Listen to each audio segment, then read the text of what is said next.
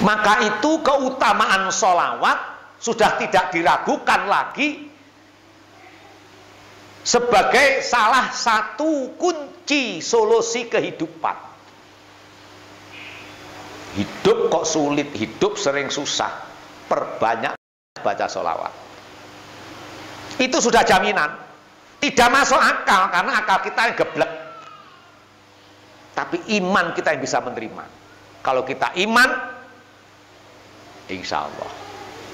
Kenapa? Karena satu sholawat dari mulut kita, Allah akan mengembalikan 10 sholawat.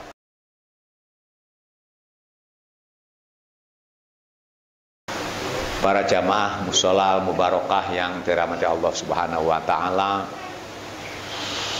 marilah kita selalu muji syukur, lapang dada, berpikir positif, selalu husnudzon dengan awal kata alhamdulillahirabbil alamin. Harapannya hidup ini selalu dalam bimbingan Allah Subhanahu wa Ta'ala. Karena wa makaru wa makarallah fallahu khairul makirin. Kita boleh bercita-cita, kita boleh berencana, kita boleh berilmu, tetapi sebenarnya yang terjadi dalam kehidupan kita adalah qada dan qadar Allah Subhanahu wa Ta'ala. Sehingga dengan kita selalu bersyukur, dengan selalu kita melapangkan dada, apapun yang terjadi dalam kehidupan kita, kita tidak akan menjadi beban. Kalau kita mau merenung, mau berzikir, zikir secara universal, yang selama ini zikir diterjemahkan hanya zikir seperti yang kita lihat. Tapi zikir yang universal adalah seluruh detak nadi kehidupan kita, keluar masuknya nafas kita, mestinya selalu terus bersambung dengan hadirat Allah Subhanahu wa Ta'ala. Itu bisa terjadi ketika kita menyadari bahwa kita ini adalah hamba Allah Subhanahu wa Ta'ala. Sholawat dan salam untuk baginda Rasul yang hari ini kita peringati hari kelahiran baginda Rasul Shallallahu Alaihi Wasallam, walaupun tidak tepat pada hari kelahirannya.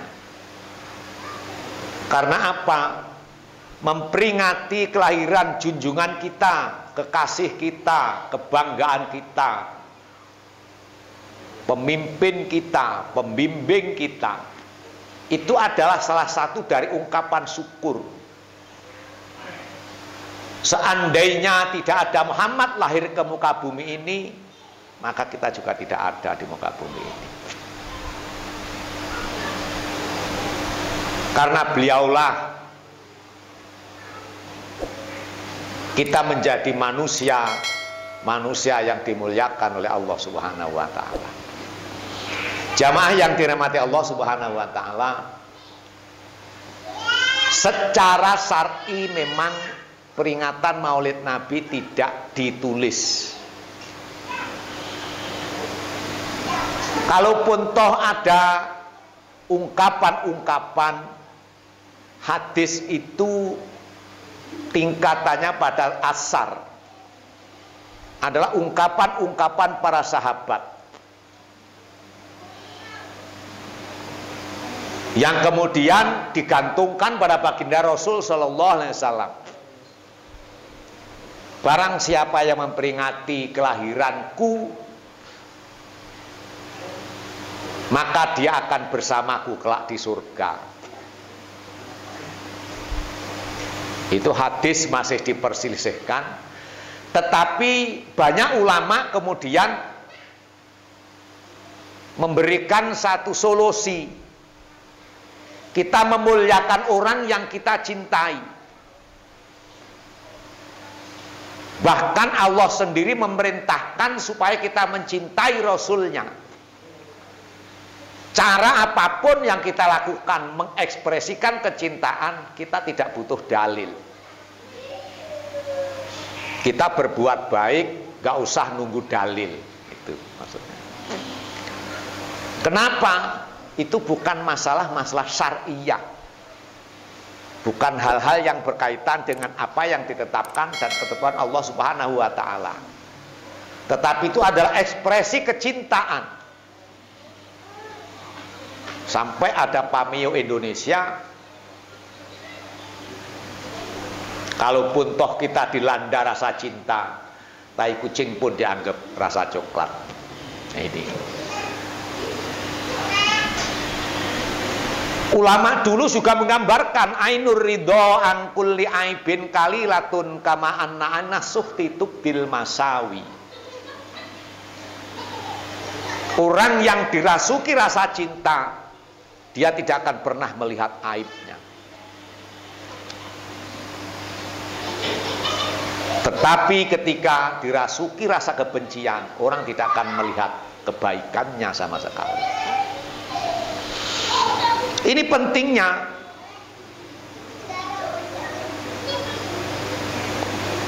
Mensejajarkan kondisi hati dengan situasi yang ada di luar.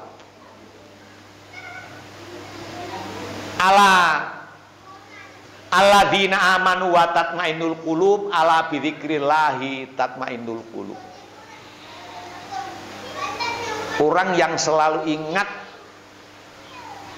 dalam hidupnya, selalu menggantungkan hidupnya dengan Allah Subhanahu wa Ta'ala, maka dia akan menemukan ketenangan hati. Ketahuilah, mengingat Allah adalah cara yang paling utama, paling baik untuk menenangkan hati. Sehingga peringatan Maulid Nabi itu dulu yang terjadi hanya di Indonesia. Terus kemudian berkembang pemahaman-pemahaman dan informasi, kemudian baginda Rasul juga terkenal dengan puasa Senin, puasa hari Senin. Ketika ditanya, kenapa engkau puasa hari Senin wahai Rasul? Aku hanya untuk mengingat hari kelahiranku. Jadi mengingat di sini. Ritual berikutnya seperti kita kayak begini, kemudian ada berbagai macam cara peringatan Maulid Nabi. Kalau di daerah Banyuwangi, Using, Banyuwangi asli, itu peringatan Maulid Nabi selama 12 hari. Mulai tanggal 1 Rabiul Awal sampai tanggal 12 Rabiul Awal. Full makan-makan. Tidak ada pengajian. Jadi selamatan, seneng-seneng, karnaval dan lain sebagainya. Seperti yang terjadi di Palembang. Peringatan Maulid Nabi Arba'ina Yauman. Sehingga disebut dengan peringatan 40 hari. Apa cerita? Cuman membaca Al-Barzanji, membaca Sirah Nabawiyah. Untuk apa? Melampiaskan rasa cinta kita kepada baginda Rasul Sallallahu Alaihi Wasallam.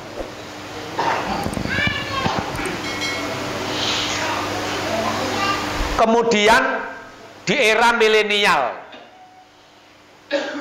ilmu pengetahuan terus berkembang. Orang menjadi liberal, menjadi dikendalikan oleh ilmu pengetahuan. Sehingga seperti apa yang terjadi di Prancis, membayangkan, menggambar karikatur baginda Rasul, membayangkan. Ini kalau kita memang punya iman yang sebenarnya, mana mungkin orang yang tidak pernah tahu wajah baginda Rasul membikin karikatur itu. Tapi karena rasa cinta, sebagian umatnya ada yang langsung tersulut emosi, merasa junjungannya dihina dan lain sebagainya. Silahkan.